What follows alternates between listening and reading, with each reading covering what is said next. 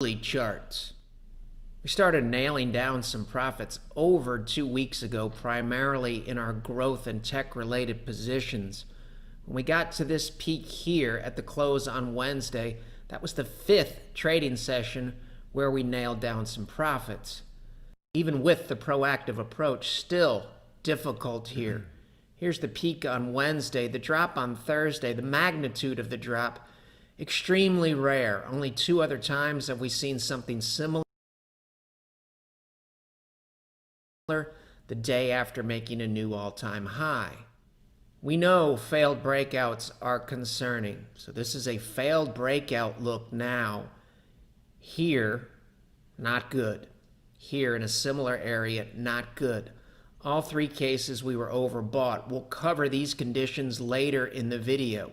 But this is unquestionably concerning. The longer we have a failed breakout look, the more concerning it becomes.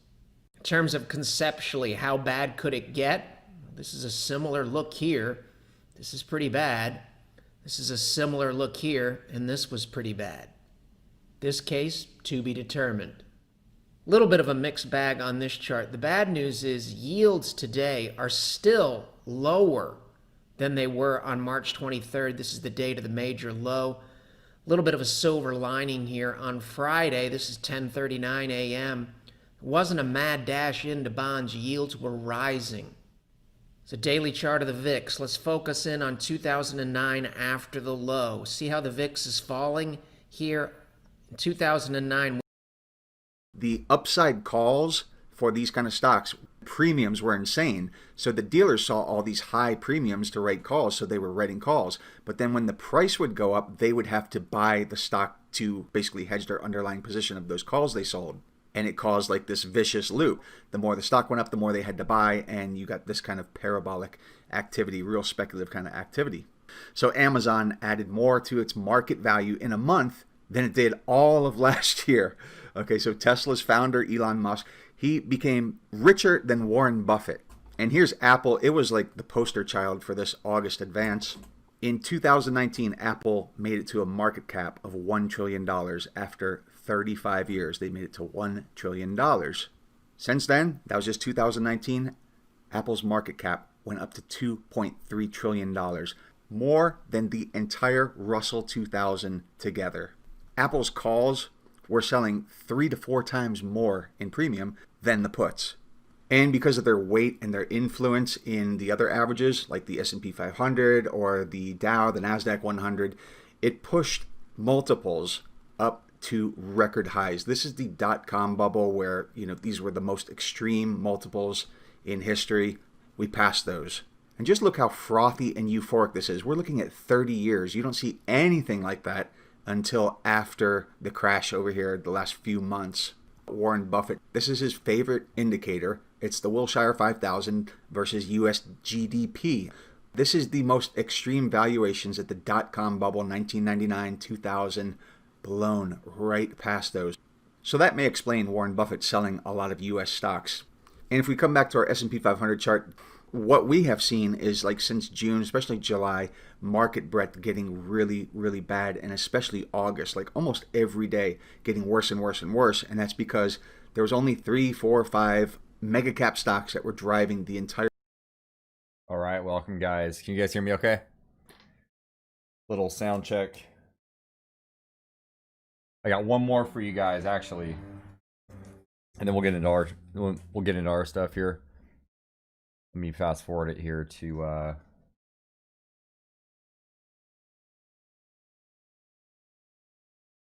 and said, is this true or false? Has this happened before, where we get a new high in the S&P 500 and then we get a really nasty bad sell-off?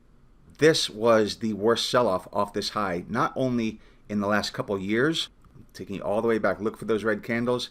Here is the financial crisis to the far left. Let's keep on going. And now we're pretty much all the way back to 2002, 2003, 2001. There's the 2000 top. I don't see another red candle here. So as far as I can tell, is the worst sell-off from an all-time new high. Worse than it was right over here. And now we'll look for the NASDAQ 100. So we did have one as bad over here. This was an all-time new high at the time and a really bad sell-off. That was June, so early June. That's after that initial rotation to value failed. So let's look back and see how often this has happened. So all-time new record high and a big nasty sell-off over a certain percentage. Again, we're going all the way back. There's the financial crisis. None. We have to go all the way back, and in this case, to 2000. And this is the .com top, March of 2000. Let me zoom in a little bit. Thought this was really interesting. We had one really nasty sell-off. That was an all-time new high at the time, or a 52-week high, and a nasty sell-off. And then right here at the top, these are about 2.5 months apart. So a really nasty one here, about 2.5 months later, another one here. Guess what? It's the exact same thing that we have right here, about 2.5 months between them. So that looks, at least from this perspective, this scan that I'm doing, looks exactly like the .com bubble, the tech market bubble high. Make of that what you will. We'll manage this trade. I'm still in it. I'm still short this, but I would like.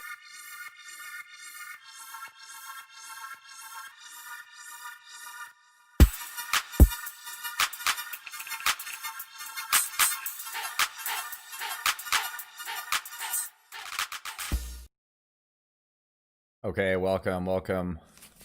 Mic check. Hopefully I'm not screaming in your ears. Hopefully that's okay. Thank you for bearing with me on that. I just wanted to give a little bit of sentiment of what's going on around there in the YouTube world slash you know, our favorite people we like to follow and then we like to listen to, and I like to kind of go over that. Yes. Trying to get fancy with it.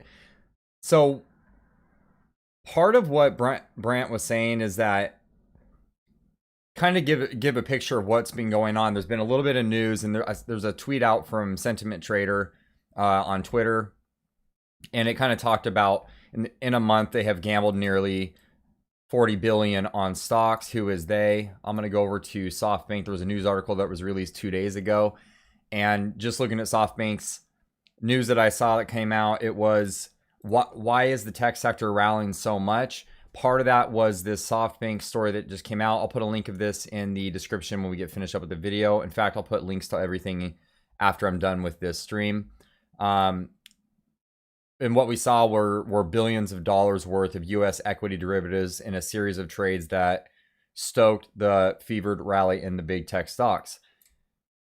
And kind of what, you know, going down here, it shows as far as what they're purchasing, index ETFs or index ETF calls, puts, single stock calls. If you guys take a look at the screen here, I'm going to just go ahead and highlight this purple line right here that comes up, and then it pops up to all-time highs here. Those are single stock calls. And then, of course, the blue are the single stock. The blue is the single stock puts. And what this is in relation to is there's a cycle that goes on where in this case we see SoftBank doing all these purchases, but it's not just SoftBank. Over here, if I go back to this, I'm going to zoom in on this chart a little bit. This is a 20-year chart, and so we're looking at from all the way back here to 2000. This is the breakout that it saw as far as the small trader call buys to open premium spent. This is the number of billions that were purchased in in calls. And so you can kind of see the rally here. I mean, this is pretty insane, pretty extreme. In fact, if we went over to the CBOE put to call ratio, we would confirm that this is the amount of money that's being spent. And let's see here. And then finally, this is the actual, I went in and found this is the SEC report, Form 13F-HR for SoftBank. Scrolling down through here, and we can kind of see what exactly SoftBank purchased. And because I was kind of curious, we want to double check with everything, any kind of news story we hear come out here, we can actually go in and look for ourselves. And as you can see, we have everything from Adobe, Microsoft, Nvidia, Amazon, Alphabet, which is Google, Netflix, Tesla. If I go down here, TAL Education, there's been a pretty huge rally in TAL Education. Even though TAL Education is actually I believe that's a Chinese company. And if I scroll down through here, you get into, Shopify, PayPal, Etsy, and the list goes on. And so it kind of confirms the rally that we've been seeing. And so now I'm going to go over to the charts. Let me clean up my screen here. There, that might be a little bit easier to see. So just even with a Thinkorswim platform, just looking at the chart here, I'm going to go off of callouts. I'm going to go to, hopefully you guys can hear me okay. I'm not screaming into the mic. Go to index. First, before we get too far ahead, I want to go back to Discord really quick because there's something I wanted to show you guys in Discord. And hopefully, I'm going to go over to, like these guys are still in class. The school is still in session up here. Well done, Super, on that. So I'm going to go ahead and go on a premium chat, or I'm going to go to option alert. Going to the option alert tab, I'm going to scroll up to, hopefully you guys can see this on the screen. There's this little, VIX, these purchases in VIX. This is back on August 17th, and I had said accumulation wins the race against risk, slow and steady. And again, it's hedge time, right? Because we see an overall rally in the market. This isn't that far back. It's August 17th, and I'm going to get into the charts and really show why it was possibly a good idea to purchase VIX calls back on this August 17th, and why we want to accumulate them versus just purchasing calls. And also why I like to use the VIX or VXS as opposed to some other ones. And so, by the way, and then what I'm doing recently is I'm posting our percentage gains and losses, and you'll notice this on the chart. If I scroll all the way down here on the bottom of the callouts, I went ahead and posted these. I removed the plus and loss for the percentages because it doesn't actually make sense. So I went ahead and removed the plus and loss for total percentages, and instead of going off of that, just go off of the. Let me highlight it here so no one gets confused.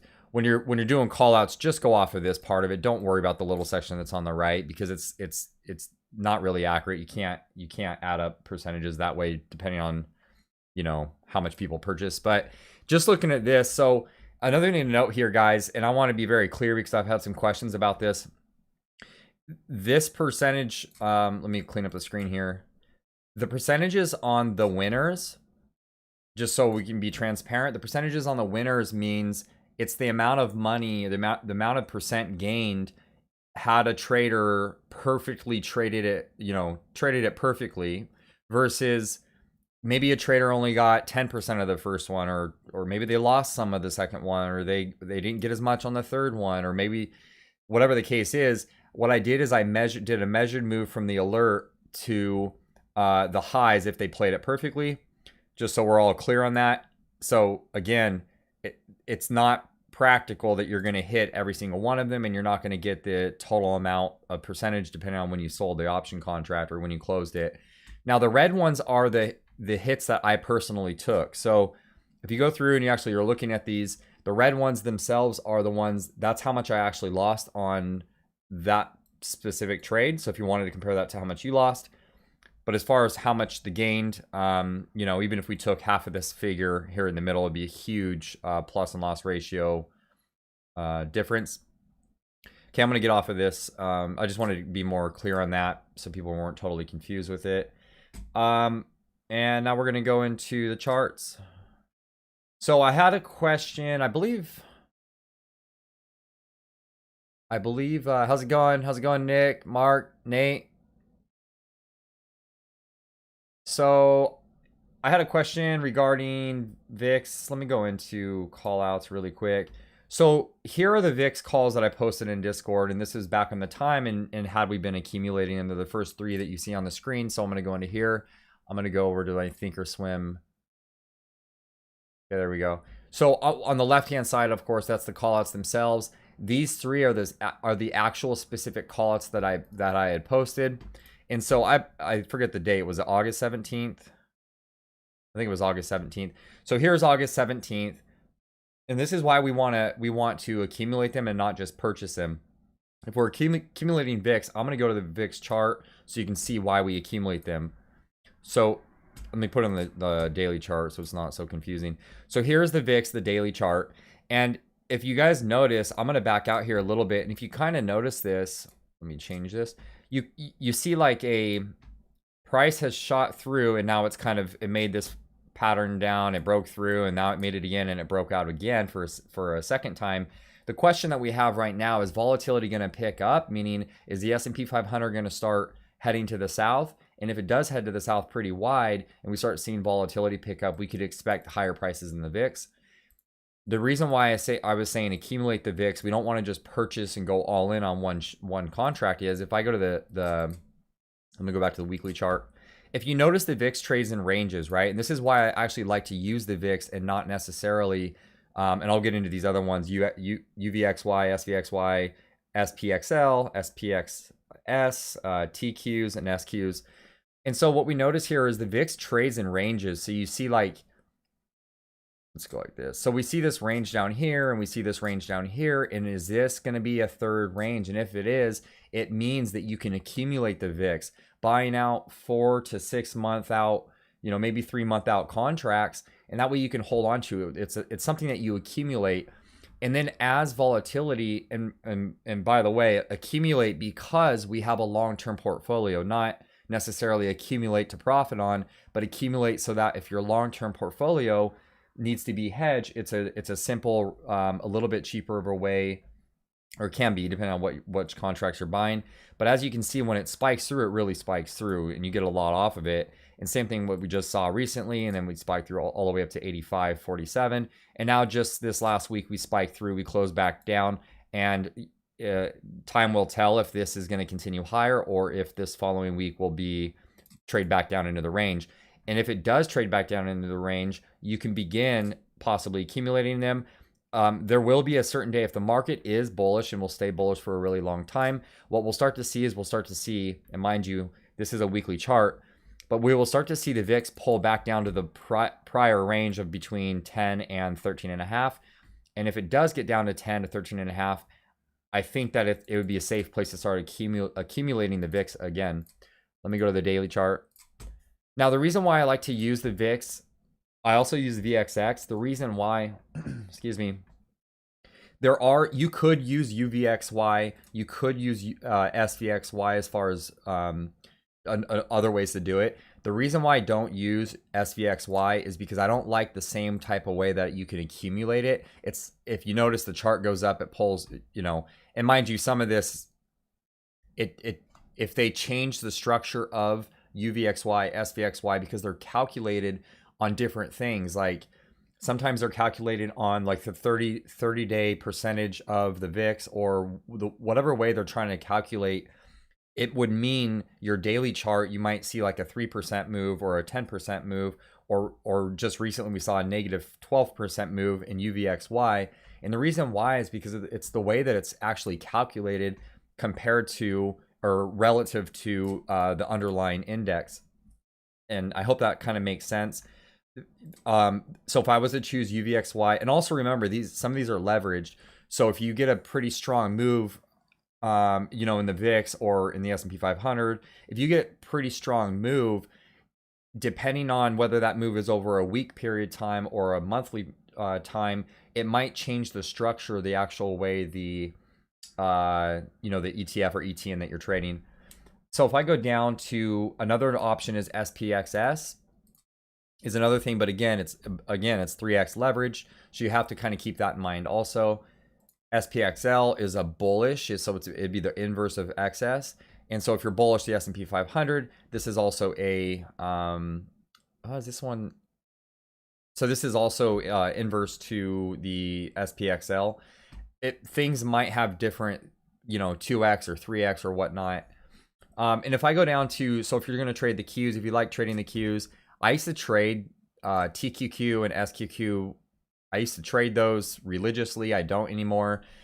But just looking at the Qs, for instance, if you wanted to trade the NASDAQ, you could use a different thing like the SQs or the TQs.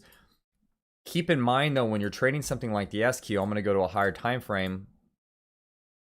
If this is a weekly chart, and so no, it was never all the way up here at $104,000. What it is every time it gets down to a certain price, they do a reverse split, and it gets the price back up there, and then it starts trading down again. So something you'll know, though, is that this is always going down. It's always headed down, which means that there's decay in holding SQ or TQ, there is delay in it, so, or decay in it.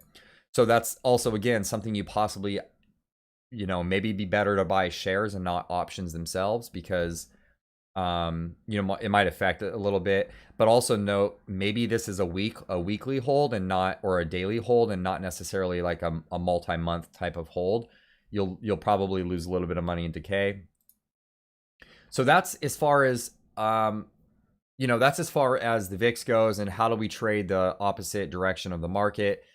To be honest with you, like I would much rather just buy puts in the S&P 500 or IWM versus, trading some of these ETFs, ETNs. It might be just easier. Now, some of them could be maybe a little bit better not implied volatility. Some of them could have better volume. Some of them could have better open interest. Let's get off of this, and I'm going to go back to, I'm going to go to the index. We'll just take a look around the market really quick. And then, so welcome guys, welcome.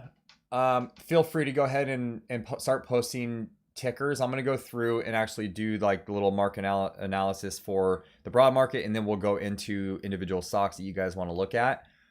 And so Nate, I think it was Nate that asked me the question on the UVXY and SVXY. I hope that kind of answered the question a little bit. There's tons of videos on it, and it's really, I think it really comes down to preference. And so there are just some things that I don't like trading for certain reasons. Sometimes in different scenarios, I might like to trade other items. It really all depends on the circumstances and what's going on in the market. Okay, so S&P 500. So we noticed in the video, we have a little bit of an explanation on why it is that the market was extremely bullish. And by the way, the first video we watched from, I think it's CIOVACCO. If you haven't seen the video, possibly rewind it to the beginning and then play it back. Rewind the stream back to the beginning and play it back. The reason why I put his in there is because that capital group is extremely bullish the market. Excuse me. They're extremely bullish the market, and they have been since the March lows. If you go back and watch the videos from March lows, they've been extremely bullish, with an open mind, of course, on, the market can go in any direction. So look, I don't have it on the chart anymore, but if we go back here, and I think we did 2001 lows, and we did something like this, right? We're doing our little wedge, and I'm going to go ahead and zoom in on this a little bit. Can you guys see that on your screen? I want the price figures to really come up here. Oops. I want the prices to really pop up on the screen. So we saw that this trend line coming off of the dot-com bubble low. This is the one we were kind of looking at. Yeah, we had a reversal candle, and the reason why I played all those doomsday videos, and I'm sure we could find a bunch more, is because the market is a little bit edgy. We saw the articles on SoftBank. We saw that there's, that they bought all these calls, and it starts this perpetual thing where when they spend that much money on call options, what happens is there are banks that have to write the opposite side of the trade, and especially if they're wrong in the trade. But because the prices got up to where they did, what ended up happening is these corporations and these banks and they had to cover their call selling from and it started this cycle where because they were selling calls, they had to hedge that with something. So what did they do? They bought stocks, right? They have to cover it. Even when they're wrong, they have to cover it. And so what we saw is this monster rally off of the March lows. Now, with that in mind, something that I want to just be very clear on, looks like the futures are down 0.5%. Something I want to be really clear on is we can't trade these macro time frame. Well, some of us can. Maybe in your long-term accounts you can lighten the position sizing, but let's get real. Like if we held this, if it's a long-term account and we're holding this for 10 years, I think it's okay. It's safe to say that in 10 years we'll be at or above the prices we're at today, right?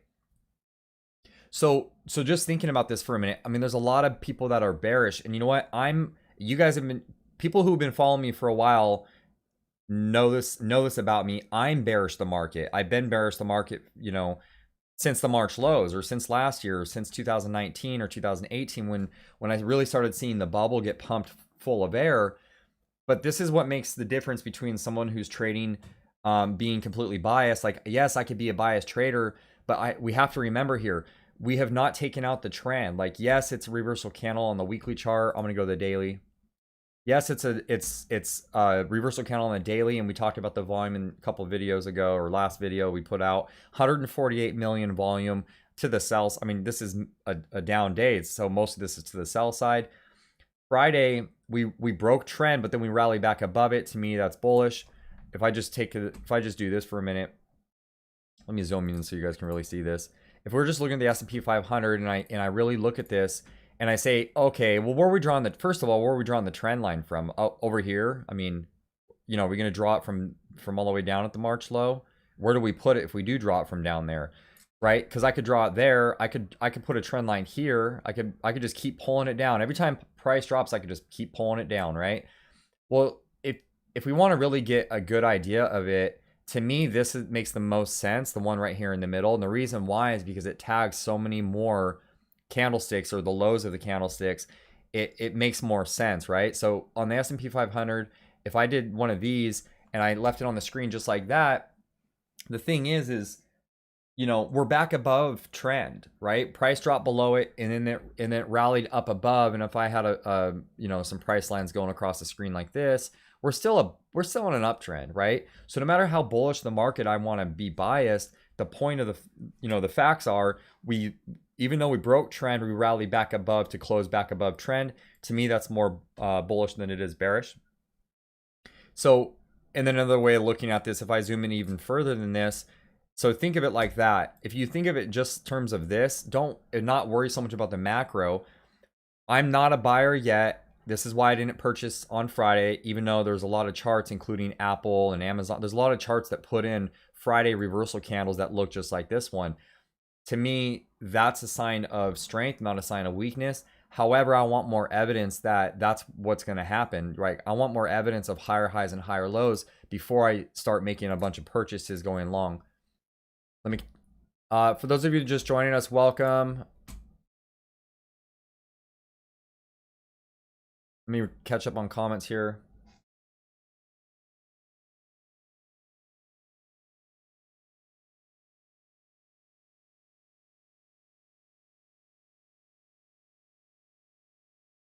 Okay.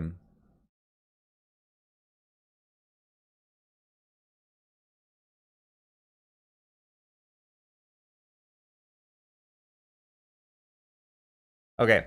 So where were we? Let me get off. So here's how I'm trading this. Just for the record, for this week coming ahead, the way that I want to trade this is I want to see more evidence. So if I go down to an intraday time frame and I say even the 2-hour chart, if I'm out on a 2-hour chart, let me zoom in. Let me get rid of this things. All right. Let me zoom in here. So just even a 2-hour chart, there's two ways of looking at the 2-hour chart, and one is it's bearish until it gets back above here, which is I'll give you the price. It's 347.60 roughly. This price action in the last 2 days is bearish. It's not bullish, and until price gets above this figure, right? Unless another way of looking at this is if it pulls back and puts in a higher low compared to Friday's low, then I would consider like being speculative, possibly get into this trade. So we know the daily chart candle looks potentially bullish, right? But at the same time, in context of the last couple days, this price action altogether to me looks bearish. It doesn't look bullish on a 2-hour chart, mind you. Let me go to another time frame. I'm going to go to the hourly.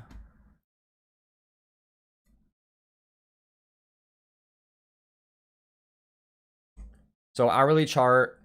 Now it starts to look a little bit more bullish. So now what we have is the daily chart is in an uptrend. It's above all the, it's in an uptrend, and it closed back above the trend line. On the 2-hour chart, it looked bearish to me because it's not back above that huge breakdown candle.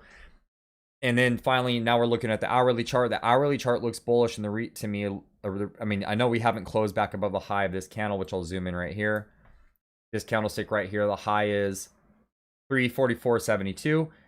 And the close of this huge candle is 344. So we are back above, right? Oh, wait, I'm sorry. Hang on. 344.72. No, we're not. So we still haven't closed above this candle, and I'll highlight the candle I'm talking about. It's this huge red candle right here, and its high is right around this price. And again, we have to get back above there in order for me to be a believer. Now, technically, we did see higher lows. We saw a low here, and then potentially higher low here, or maybe a higher low here. But I wouldn't really count that. What I'm looking for is a pullback to another higher low, and then I would begin to possibly be speculative. But again, I would want to see more price. I want to see more evidence. Let me go to an even smaller time frame. I'm going to go to the 15-minute chart. So now, to me, again, the daily chart to me is bullish as far as being above all the moving averages, or above the trend line, back above the trend line, and it did have a reversal candle on Friday. As far as the 2-hour chart, it looks bearish. As far as the 1-hour chart, it looks it could be a mixture of, possibly one or the other. 15-minute chart looks bullish to me. So now I'm looking at close range time frames look more bullish, intermediate time frame looks bearish, and overall trend is up. I'm neutral, right? I'm going to stay neutral until we see more evidence. But to me, the price action of Friday's day was extremely bullish. Even though we opened up, we rallied, or we sold off all the way down to 335, and then we rallied all the way back up, almost making it a positive day, but just shy of that. So anything is possible. I want to see more evidence. Look at the Qs. Now, as far as the Qs go, we have an extreme rally. I mean, this is an incredible rally here. Like, I'm not even going to zoom out to the weekly chart, and it looks ridiculous, but you had a rally off the lows, and if we said it run all the way up, it's around 84%, and we've had a pullback of 11%. You realize another 9% pullback, it would be a bear market. So let's say the Qs pulled all the way back to, if the Qs pulled all the way back to 242.34, it'd be in a new bear market, which is pretty incredible.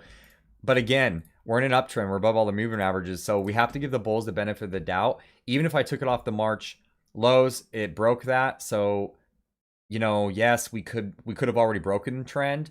That's one way of looking at it. But again, another way of looking at this is, where are we going to draw it from? Because it didn't break down off of this trend line.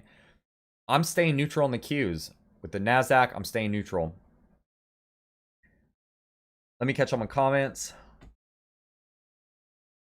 Hey, and Nate, remind me to go over SHLL when we get to our tickers. I know I said start posting tickers, but I'll start losing them in the comment section. So if I forget about it, just go ahead and post it later when we go over individual tickers.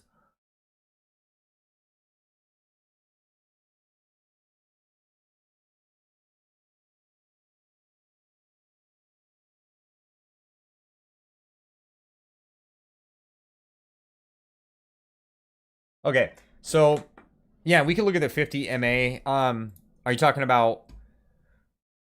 So on the Qs, it didn't break 50 MA. We could go back and look at the S&P 500. I have on the screen right now, I have the 20, the 50, and the 200. So even with the Qs, it's like, here's something to consider, guys. One more thing to consider is this, right? Just for your guys' technical analysis for the people who are in here right now, I'm going to give you a little bit of analysis, right? If for any reason price finds itself, and I'm talking on Tuesday, Wednesday, maybe Wednesday into Thursday, but let's say come Tuesday morning we start selling off, getting closer to Friday's low. The likelihood of Friday's low holding would be extremely low. There's no reason price should be down that low again. Now, let's say it's Friday or possibly Monday of the following week, or after that, Tuesday, or maybe in 2 weeks or 3 weeks. Let's say we rally. Let me clear the screen. Let's say price started rallying higher, and then for whatever reason in 2 weeks it shoots down here again. I would then be a buyer at this price level, if that makes sense. So with the passage of time, come Tuesday or Wednesday, if price gets down in this areas, especially if it goes down here, especially if it gets down to Friday's low and then just starts kind of doing one of these things, consolidating down here, I'm definitely not buying it, right? Because the likelihood that it's going to break down is even higher. So keep that in mind. That's how we knew Tesla the other day. If you guys were following Tesla, that's how we knew Tesla was going to break down several days in a row. And I'm using this as an example because it happened several days in a row. So if I go Tesla time frame, if I go down to a 15-minute chart, and so this is the thing is when you guys are actually in trades and like you want to know like, hey, what's the likelihood of this holding support or breaking down even further? Because what happens is the market will try to trick us, like put in a high of 538. I don't remember if that's after split or before, but anyway, it puts in a high of 538 and then it sold off a little bit and then traded sideways all day. That gave us a clue by Friday or by whatever day this is, Tuesday close. We should already be out of it. If we're long, we should sell the position because the excuse me, the likelihood that Tesla is going to break down again is very high, right? And so come the next day, we saw that, you know, it opened and then shot right down. Now it did put in a reversal candle here. And this is just to give you guys a little technical analysis. It put in a reversal candle. Could it be absolute, you know, the bottom? Yes, it could have been. We rallied away, right? But then when we came back in the following day, look what happened. We came back in the following day and we were still stuck down there. We weren't rallying away fast, right? You want to see price rally away really fast. If it's just trading sideways, consolidating, you know, right on support all day long, that gives us another clue. Hey, we might want to sell it because lower prices are more likely. And what happened the next day? We broke through. Now we did put in a low, and as far as Tesla goes, I know there was some after hours news. They didn't make S&P 500. Doesn't mean they won't. You know, I don't know when the next time that could be possible. But then I saw a news headline saying they didn't make S&P. We'll have to go doing some research to see how true that is. Anyway, so you know, to me this is a low, right? You see the difference between. Let me get a different color here. See this price action? How it's similar to this price action? How it's similar to this price action? Now do you see a difference? Right? So if you did purchase Tesla on whatever day this was, Friday, at those lows or near those lows, and in fact, the same thing goes for Apple. We could go over to Apple and it does the same thing. In fact, I would have to argue that almost every chart does the same exact thing, where it shoots down and then consolidates all day. So if you did buy on this day, I think that was a pretty safe bet. You know, like that to me, that's a low. That put in a low. Just looking at the 15-minute chart. It did have bad news. However, for technical reasons, maybe if I go out to the daily chart, maybe it wouldn't be a good purchase. But let's see, the pullback in Tesla was the pullback from the high near the height of the low was 30%. So Tesla's in a bear market. But if you go look on the daily chart, it's nothing to Tesla's chart, right? Does that make sense? It's like 30% is nothing. I mean, I don't even know what it rallied, but it feels like Tesla has rallied 17,000%. 30% is nothing. So we'll see what happens with the you know, the next couple days. Okay, I want to try to do this stream for another like 20 minutes, 20 to 30 minutes. So let's run through some charts. Feel free to go ahead and start posting ticker symbols in the comment section of the video. And while I go through the comments and catch up on the comments, feel free to start putting in ticker symbols.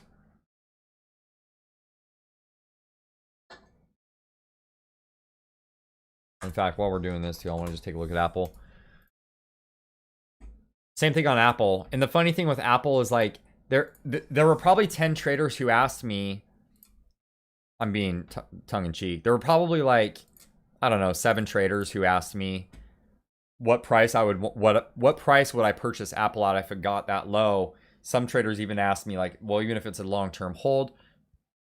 And I said $110. I believe to almost everyone. I'd buy it at $110. Some of these guys asked me when it was up at $130. Some were asking me $127. And so the reason why I said $110 was because you saw this consolidation, right? You saw price run up and then it just consolidated here before breaking out. That's why I had said $110.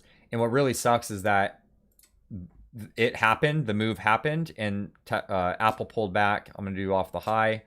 Apple pulled back 19.25%. That's a pretty nice entry, and it's in an uptrend. So, you know, for those of you who did purchase Apple on Friday, well done on your snag. Let me go to a smaller time frame here.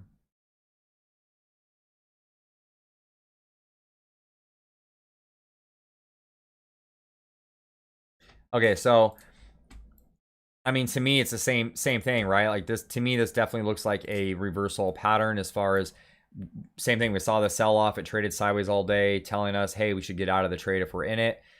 It opened up the day. You know, follow my cursor if you can. We sold off almost all day. You know, we still hadn't seen a bottom. This could have been a bottom right here on volume, but it was. I mean, you know, if it's a bottom, we want to see price rally away, right? So what happened here on Friday is we saw a bottom being put in, and then we saw a higher low on the 15-minute chart. And so if you did snag Apple on one of these higher lows, well done. Definitely could be higher prices. However, with all the videos that I posted in the beginning, we have to keep in mind where we are as far as the daily chart. We are in an uptrend. So yes, in theory, you know, it would be nice to be buyers on these uptrends. I mean, you could do one right here. We broke down and then we broke back above. We've rallied since then, and then recently we just broke down on Friday, but then we rallied back above. That's bullish. So, you know, I would have taken this trade if I wasn't busy with all the others. You know, then same thing. We don't want to see price come back down to this level. It's possible it comes down to that level and rallies away, but the chance to get in on that was Friday. So, you know, maybe it comes down a little bit and then we'll see a little, like maybe a higher low and then start to rally up there. But I would just be cautious if you see price heading back down to those levels on any of the charts from Friday. Let's look at CHLL. Feel free to put your ticker symbols in the comment section, and we will go over any charts you guys want to look at. So CHLL, I like this one because there's a lot of momentum. You know, like there are a lot of traders watching this. It is in an uptrend. You see how it kind of got ahead of itself over here. You know, it got ahead of itself right here. It pulled back. Once it started rally to break out, you know, you saw it break out through here. I'm going to change the color. You saw it break out right here. You know, then put in resistance up here again.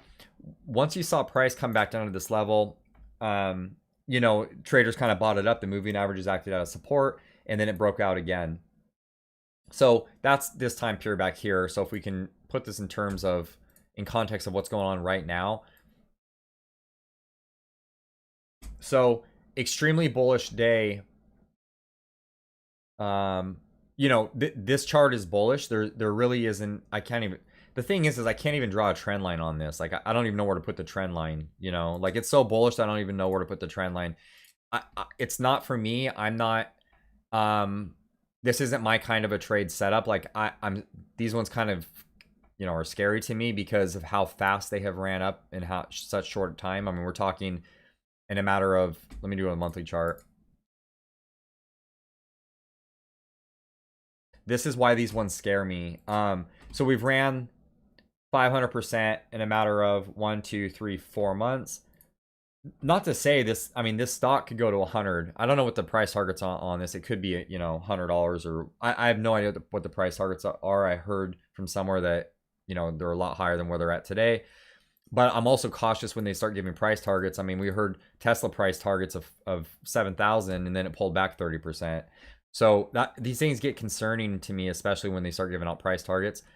But with that being said, don't let me plant the seed of any type of bearishness. This chart is extremely bullish.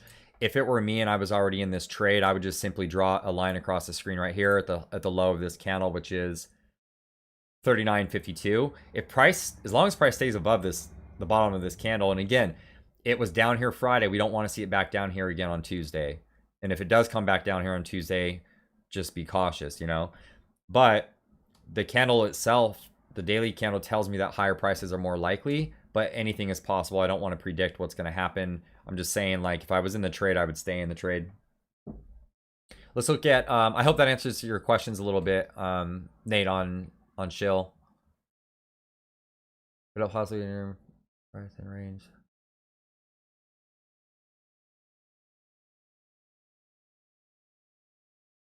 Yeah, I mean it could be setting up the range, we can't look at. We had a split in Apple. Oh, is this a reverse? Oh, it's a reverse it's a merger. Well, in any case, like we can't look at news events on other companies and possibly relate them. It's all relative as far as it depends. I mean, sometimes it has an effect and sometimes it doesn't. You know, as far as the actual run up, maybe there is some sort of speculative run up into the merger. You know, and which company is going to benefit. And that all depends on how much debt they have. It depends on earnings per, you know, it depends on earnings. Okay, Piton. Oh, let's go back to back to the fun stuff. Market on watch. On watch. This is the list of like, I think this is last week's. Yeah, this was last week's. If there's any on this list that you guys are following, I'm going to delete all of them and start over. But if there's anything on here that you guys want to keep on here, let me know. Oh, by the way, I'm possibly going to take a trade in Yelp this week. So Yelp, I might be taking a trade in Yelp if it can stay above 2107. I'm going to keep Yelp on the list. ZI was a bloodbath. BIGC, I like BIGC on Friday. I might get back into that. I'm leaving it on the list. OLN. Who was it that called out OLN? Was it Nick? Okay, I'm gonna leave OLN. And whoever it was, they called it out when it was all the way down here at like $9.75. It was last couple Sundays ago. I'm gonna keep OLN on the list. Bind. So as far as buying goes, I don't like price action. I was thinking about entering a trade around here, but I don't like how I wouldn't give weight to these moving averages because we've been chopping back and forth through them. So, you know, even this 200 period, we've been trading right along the 200 period moving average. So I would not use any of these moving averages to expect that price is going to stay up there. But I want to keep it on the list because I want to see what happens this week. MGM, I'm going to close, but I'm going to leave MGM open. I love that price action there. Whoever called that out, well done for whoever called this one out. RKT, I'm going to leave that on the list because it's a beautiful thing to trade. Same with DXC. SFIX, I'm going to take off of here. SPG, I'm going to take off. BlackBerry, I'm going to take off. GoDaddy, I'm going to leave on. NCR, I'm taking off. TWOU, I'm leaving on there. I like Friday's candle, but I don't know. It could come down. It could come down some more. I'm taking Boeing off, even though I do kind of like the chart, but it needs to get going. Workhorse, beautiful chart still. This one is another, you know, add the scary ones to the list, but it's bullish, and we've been consolidating for, you know, 2 months or since June. I would love to get into this one as far as Workhorse goes. LMND, I might have gotten stopped out the other day. I'm going to take it off. No, I'm going to take it off, yeah. Fox, I'm going to take off as well. Okay, if you guys want any of those on there, I'll put them back up. I'm going to go through these. Piton, or what did we go over already? SHLL. Piton. Okay, Piton kind of have the same look as one of the other stocks. Let's go to the weekly chart. Weekly reversal candle. And like I've said before, like as far as the weekly reversal candles go, just because it is, as far as it tried to run up to 92.50, it got rejected and it traded all the way back down. However, buyers did step in and push it all the way back up to closing green for the week. But I shouldn't call that a weekly reversal candle. Normally I would call this a weekly reversal. However, the thing is that what would make it a weekly reversal candle is if price started doing that, started heading lower. But we are still pretty high on the chart as far as, you know, as far as the weekly. So it's run 420% since 2019. Let me go into a daily chart. The daily to me, as far as looking at just this year alone, or this is I'm sorry, from March. No, from March it ran 400%. So it is in an uptrend. It's above all the moving averages. It's bullish. You could look at this, and there's two different ways you could look at this. One is it already put in like a hanging man type of candlestick, which was a sign of a reversal on extremely heavy volume. Even the last these days in here looks like it could be institution distribution, but we don't know for certain. We won't know for 2 weeks until the reports start coming out. So you see, and then it confirmed the reversal on this candle here, which closed below the hanging man. And then again on Friday we had a doji, but to the north side, meaning if I cleaned up the screen and then I showed you this candle right here, the buyers stepped up, and in fact they just went back down to back test. So to me, it could be a crossover between there could potentially be lower prices. If I was in this trade right now, I'd be holding it. I wouldn't sell it until we started closing back below 73.49.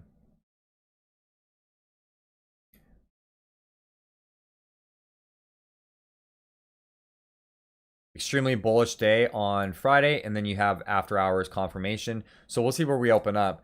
Now this one, because we got the after hours confirmation, you guys remember what I was saying about price coming back down to the lows of, whatever this low is. Friday's lows of 72. If I did, this is the 15-minute chart. Let me put it on the hourly chart. And I'll zoom in again. And one more time so you can really see the price figures. So there's going to be support right here at $78, around $78 psychological. There's also going to be support kind of around this price, but it's not exactly heavy support. It is, it is a pivot, but the buyers should step in right here at this point. So if they don't, expect the one further down. And then I don't want to confuse him with 25 lines, but if we start getting below in this range right here that I just highlighted, we start getting in this range or below that, I'm not so sure the low of this candlestick will hold up around 72.14 in that price area. But because we had after hours confirmation, I know I said Tuesday morning, coming into Tuesday, if you see price head back down towards the lows is one thing. But if price comes back down, like let's say Tuesday morning, right at 6:30, the market's open right at 6:30, and you see price shoot straight down, like in the first 5-minute candle, in my opinion, it would be a good buy based on the daily chart, looking at the low of the daily chart on Friday's candle, if that makes sense. But if you're in the trade, there's no reason to get out of the trade. It looks like price wants to head up here to 86, and then of course wants to head up to all-time highs again at 92.62. Okay, did I put this in here? Piton. What was the next one? Piton, Chewy. Thank you for the chart. By the way, guys, before I forget, because I will forget and I keep getting yelled at for this. Where's my, right here. I'm sure all of you guys are subscribed, but if you're not subscribed, hit the subscribe button, bell notification, hit the like button. I will never say smash that like button. But anyway, hitting the like button helps grow the channel. And it disseminates the positive outlook to people who want to be more interested in technical analysis. Okay, let me get off of that. So we're looking at Chewy. We'll put on the daily chart. Chewy's almost the same thing as PTON. Almost the same thing. So all the same rules apply. It's in an uptrend. But if I was going to hold it long term, I would want more of a pullback than, it did provide 23%, but looking at the overall chart here, I would expect, nothing less. I mean, we've run 260% since March. That's pretty bullish. These kinds of things, these kinds of patterns scare me though. Like, we really need to be observant on price action. We really need to be cautious. Like, as we discussed in the very beginning of these videos, looking at the reasons why the market could be extremely overvaluated. So we really need to be mindful of how we're positioned, and whether we want to hedge or not. Chewy, let me run through these, catch up on comments.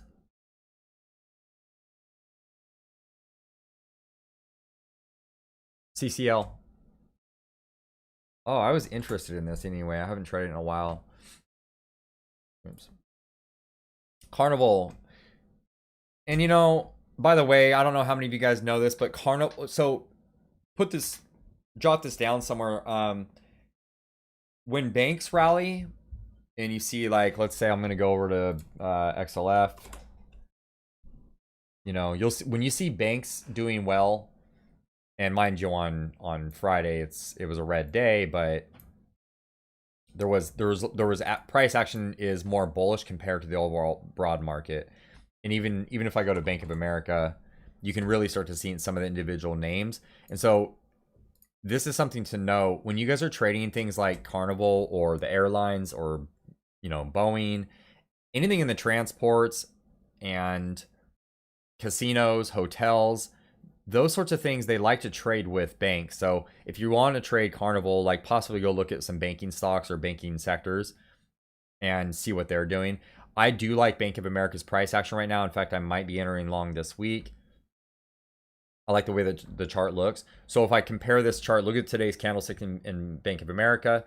And if I go to Carnival, you see the same kind of, the chart kind of looks similar. You see a lot of the same similarities in it.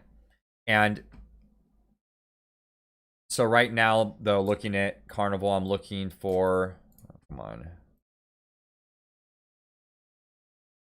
So we can see, like, it has been breaking out here. Like, we broke above this band of resistance. We broke back below it, put in a higher low as opposed from down here.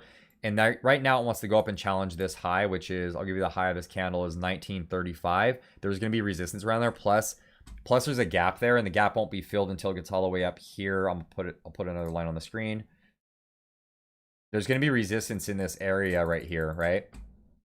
But if it does get into the gap, it's going to want to fill the gap, especially if it starts closing. If it stays up there, like let's say it closes on the daily chart in the gap, it's going to want to keep going higher until it fills that gap. And then, of course, right above that, if it can get through the gap, we have prices up here, and I'm going to actually give you a price.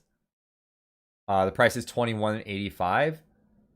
And then if for any reason, I mean, by then it'd be pretty extended. We might see like a higher low, get it put in.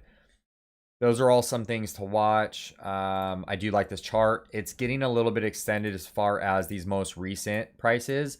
So for me personally, I would want to see a pullback, although we could go higher and then pull back and do one of these and maybe put in another higher low is also a scenario. And then to the downside, you just got to watch these price levels, but there is a lot of support down here. So if I could do the same thing down here on the pivots, or possibly even something like this, and maybe even lastly something around there. So to the downside, 1605, 1460, and 1348 area. I'm gonna leave it on the screen. Let's look at CUK. Feel free to put a couple more tickers, and then I'm gonna start probably start wrapping it up if you guys don't have any more stocks you want to look at. I might go through a couple of mine if you guys are interested, if you want to see some of the ones I'm looking at trading this week. So CUK, same kind of chart, same kind of similarity. I will have to say that, you know, as far as, you know, maybe pick one or the other kind of scenario. I'm going to put on the list. I'd have to say all the same things. Like I have no, it's almost the same chart, it's the same company, or one's Carnival Corporation, one is, well, they're both Carnival Corporation sponsored, in one's units. Yeah, nice job on that OLN, Nick. I should have listened to you.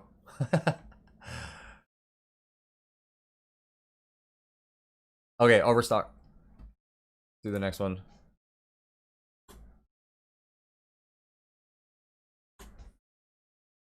For those of you guys tuning in now, thank you for tuning in.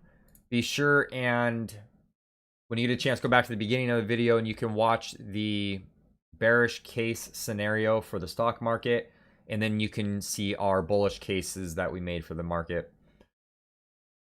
Overstock is at support right now. In fact, it went down and tried to fill a gap. So I know we've ran. Is it just me, or did they? I have no idea about this chart. I mean, did they? This can't be right, right? There's no way they ran 4,000%. Did they do a split or reverse? a reverse split or something, or the hell? Something's going on here. Is that my chart? Is that my charting? The heck? Somebody tell me a little bit about this. Do they do a reverse split, or they split it? Anyway, so Overstock is at support right now. We actually came down to fill a gap, and so let me give you the price on that. The gap was at $60.74. Oops.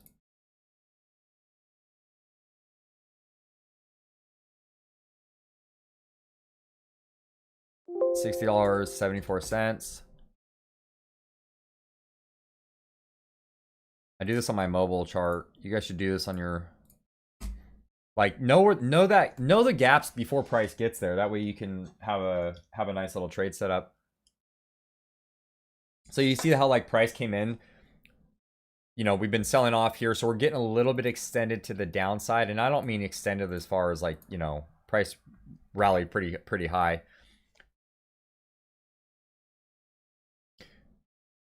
So we see we pull back a little bit here, but we're already down like 50%. I don't know why this is. I don't know if something is wrong with my, you know, Overstock must have done a. So to me, this was definitely a good buy point as far as it filled the gap. The low of this candle is $61, and you see right here, I'm going to highlight it. You see the price right there. The gap is at $60.74, and the stock itself traded down to that low, which was $61, which was a nice round number. And notice, like, we didn't even get to the gap fill, and then price rallied away. So to me, this was more of a bullish candle, even though it's red. We closed below the low of you know, below the close of the previous day's candle. So that is something to kind of consider as far as it's in a short-term downtrend if you're looking at it just like this, but it's 50%. I'm going to put this, so this is on the watch list because I would be interested in trading this one. Wait, what did we say as far as the chart? So it's right now, it's, so I think ideal. Let me go to a smaller time frame.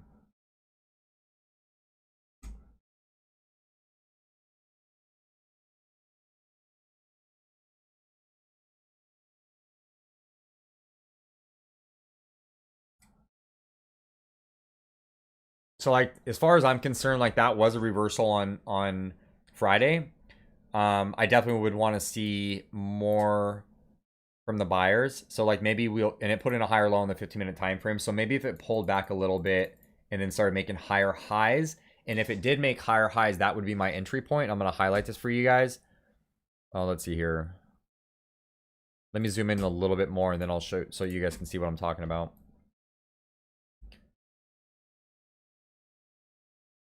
So what I would want to see is like, so we put in this low down here, right?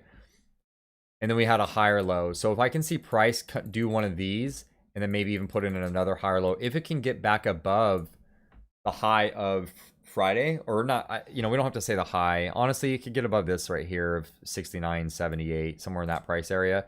I know, you know, but I would like to see a higher low being put in. If we can get above that, that to me would be a good buying opportunity. So if you saw price get through here, pull back, but after it breaks out and then it pulls back and started making higher prices, that would be a good place to be a buyer, or I would want to buy it at. And if I go back to the trade tool and I start looking at these contracts, like we're getting kind of close for September 18th. So I don't know. I would personally want to be looking for something further out. Premium might be kind of high, like depending on IB. IB's kind of high, so I don't know. And that's the thing, is you could go to September or even a day trade, but like, you know, if we look at whoops. Even look at some of these calls, it's like good volume, good open interest for close to the money. But once I start getting out of the money a little bit, and if I look at the prices though, I mean the bid and the ask are pretty extreme for the price of the stock. So in this scenario, like I'd probably want to go with some sort of spread. But even if you're going to do like a naked call, like, I don't know, the delta is 50. So you're going to get $50 for every dollar move. Every dollar move, you're going to get $50. But you're going to lose. Here's the thing, guys, is you're going to lose. This is why these are scary, is because the delta is going to give you $61, but you're going to lose $30. You're going to lose $30 in theta just holding it one day. So is it worth it? I don't know. I mean, if I scroll down, if I get a little bit further out of the money. So let's compare that with, if I go down here to like, let's say I do the 111, that's a little extreme.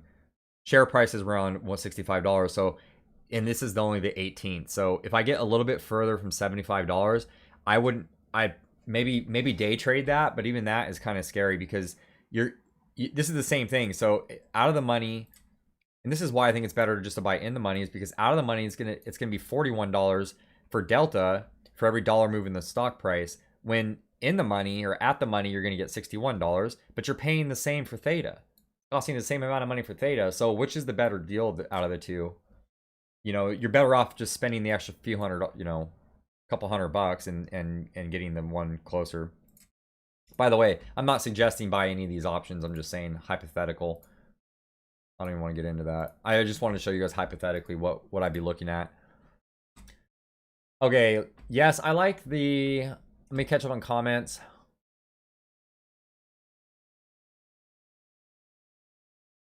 Yeah, thank you for the S&P 500 inclusion ones.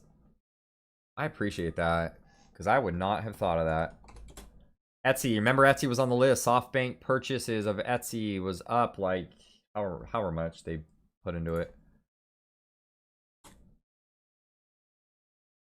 Let's go to the daily chart. Same thing with Etsy. Like you saw a reversal candle on Friday, which means,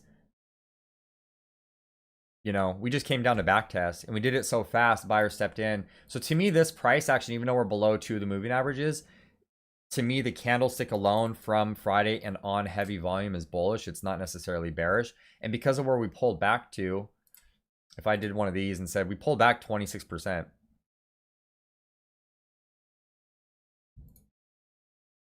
Well done if you are in that one. Let's go to the next one. Etsy, TER. TER was S&P inclusion? Oh, that's scary. Excuse me. TER is kind of scary.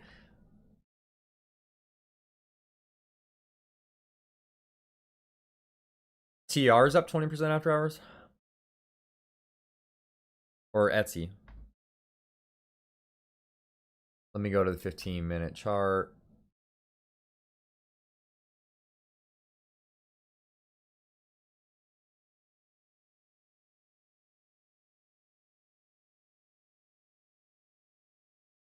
A little bit of action in the after hours. But here's the thing, though. Like, so on this chart specifically, like, this could be a reversal. It's a doji kind of a candle. Like it did come back down here. It didn't actually fill the gap down here. I'll zoom in so you guys can see it, so you don't think I'm crazy. So it came down here and it tried to fill this gap over here. The price of this candle is 74.57. So if I did this and I drew a line across the screen right here, it didn't even get down that low, so it could be looked at as bullish, like maybe the buyer stepped up there. That's possible, but what this is doing to me, like, and don't get me wrong, like this could easily rally higher. I don't like the way a rolling chart looks. So if I do this, I don't like the way the rolling chart looks until it does some sort of weird cup and handle pattern. So like, let's say it does, let the institutions buy it first. Let them get in here and buy it. And when price comes and makes that higher low, and then like we were saying before, then look for that breakout, in my opinion. Thank you for TER. What's the other one? TR.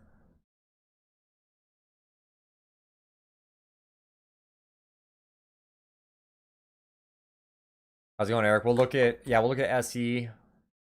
Wait, where's the list at right here? Oh, CTLT. CTLT.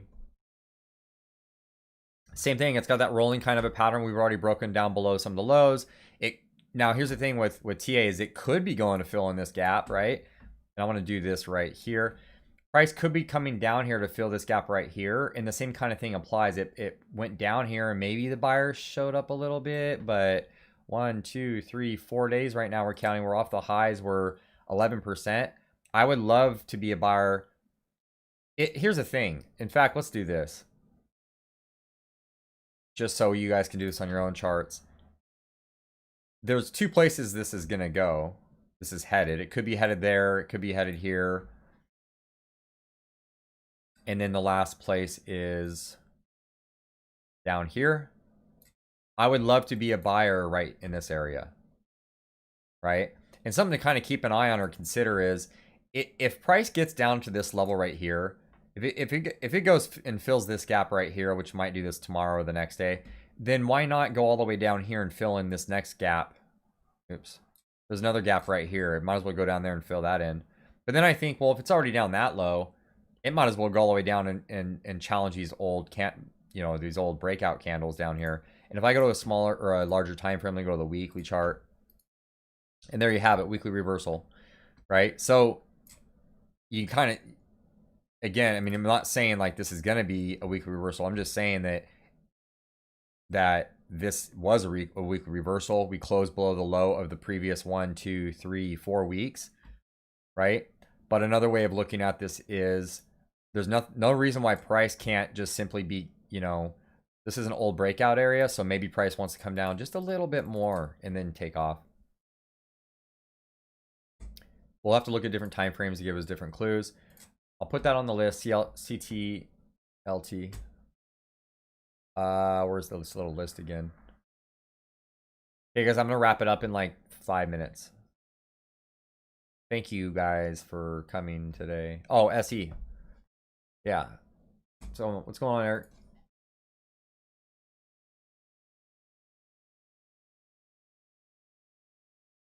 Okay, SE. I mean, I'm kind of seeing like a trend here with some of these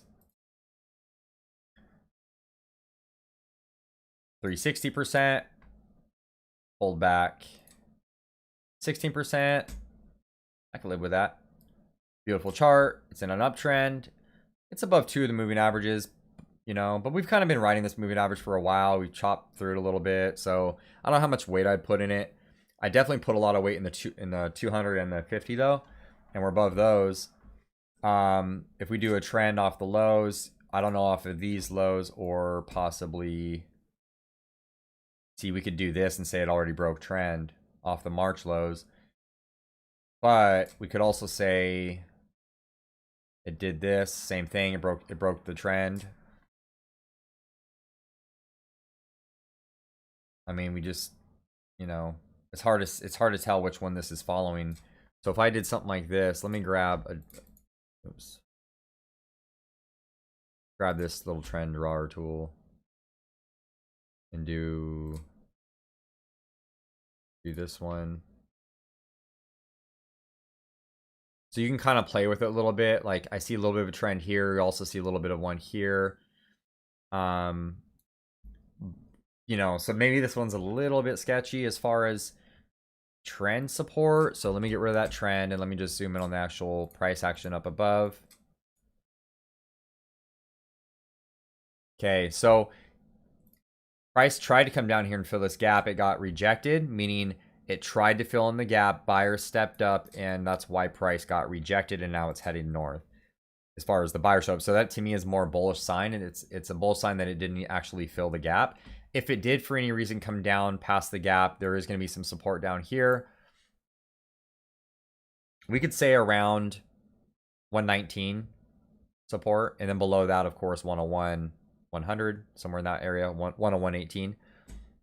I'm going to go to an intraday or a closer time frame. I don't like the reversal candle as far as the last 3 days together, could mean lower prices. And the broad market, depending on what it's doing, I don't know if it's selling off right now. We'd have to look at the futures, but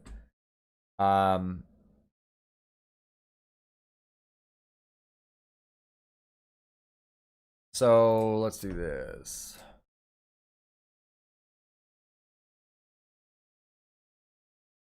I mean, so you can kind of see what it did here. it already traded down in this area. So this is a good example of our old, you know, if price gets down to these levels again. So if you see price trading down here for any reason on Tuesday, if you see it coming down here to 138, it might as well just continue past that and go and fill this gap. And then you have another gap down here. So if it doesn't hold on the first gap, then possibly it'll come down here to fill this gap or head down. There is going to be gap support right above this level, like maybe in this price area, 128, 129. But these are pretty serious reversal candles up here. So just looking at the, I mean, this is just a 15-minute chart, but to me, it's like reversal pattern. You see play up to the downside, it makes a bear flag, sells off again, makes a bear flag, sells off again. This time buyers did show up and it made a higher low as far as the 15-minute time frame. So we could see one, you know, one or the other happen. For me, I'd want to see it like pull back maybe a little bit more. But another scenario, honestly, is after finding the low, higher low, it could gap higher. And if we had a gap open on Tuesday, depending on what price level we're at, if we had a gap open, I would still want to see price like consolidate somehow before I got into it to the upside. But being mindful of there's going to be a little bit of resistance up here, and also maybe price will want to start hitting some of these targets. Okay, was that it?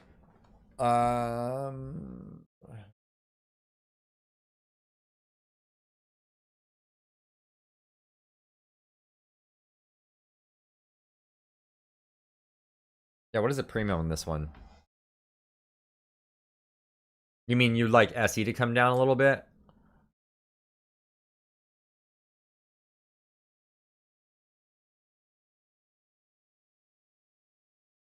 Yeah, let's go. I'm gonna go look at this really quick. I'm glad you guys give me these ticker symbols because I adds a bunch to my watch list that I'm not actually watching. You guys find some pretty good ones. I'm just gonna open up the 18s just to humor myself. Yeah, it's really expensive. I mean, it's $100. What? How much is the underline? 129. I don't know.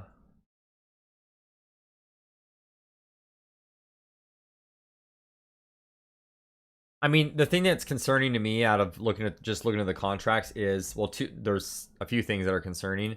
So even though they're expensive, looking at these prices, the other thing you want to look at is open interest and volume, which means, you know, and this is the mark.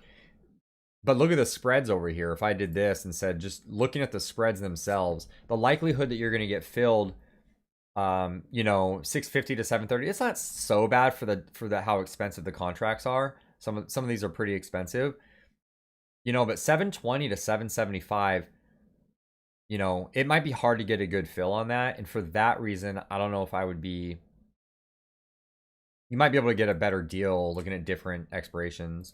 But like if I take another one, like let's say I look at AMD. AMD is a little bit cheaper of a stock, so I mean, maybe the volatility, I would imagine AMD is higher volatility, but AMD is at $80 and it's at 445. But you see the difference in the strike prices you'll notice here. So just looking at open interest and volume, look how high it is relative to QE. Is that the one we're looking at, QE? And then we look at the spread itself. We're looking at a difference between, you know, 25 cents. Both of these are 25 cents. So maybe a little bit better pricing, but then again, it is a cheaper stock. You might get paid more. So Delta is $51 for the at the monies. And let's look at the other. What was it, QE?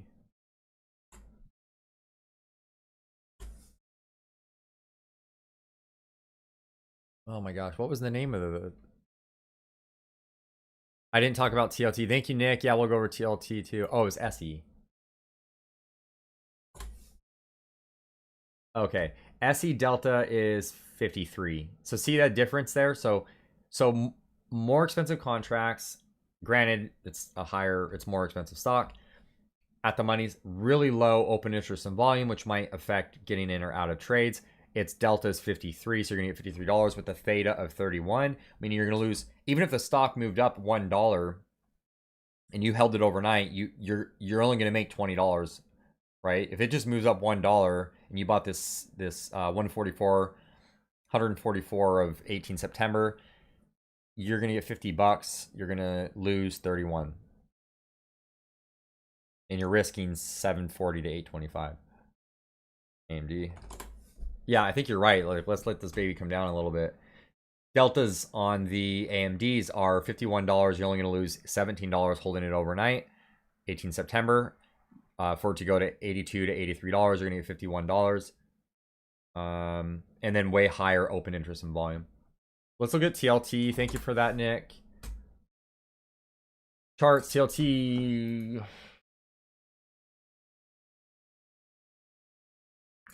So the video we talked about on Thursday or Wednesday, somebody remind me. We talked about this on video where we had a reversal candle. When I say we, I mean I talked about this on video, on the YouTube video, that we had a reversal candle and we had confirmation of the reversal candle. But another way of looking at this is, here was the low at support, right? And this is just a higher low. And if it is, and we start beginning to make higher prices, I'm a buyer. Setting aside for a minute the bond market and what TLT is, like just looking at the chart.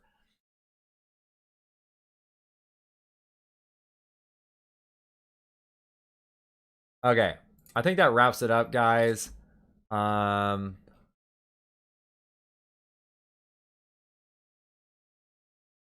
Hey, you know who might be able to answer this? Is Nick, as far as doing the, maybe a straddle or the strangle action on that SE thing for Eric.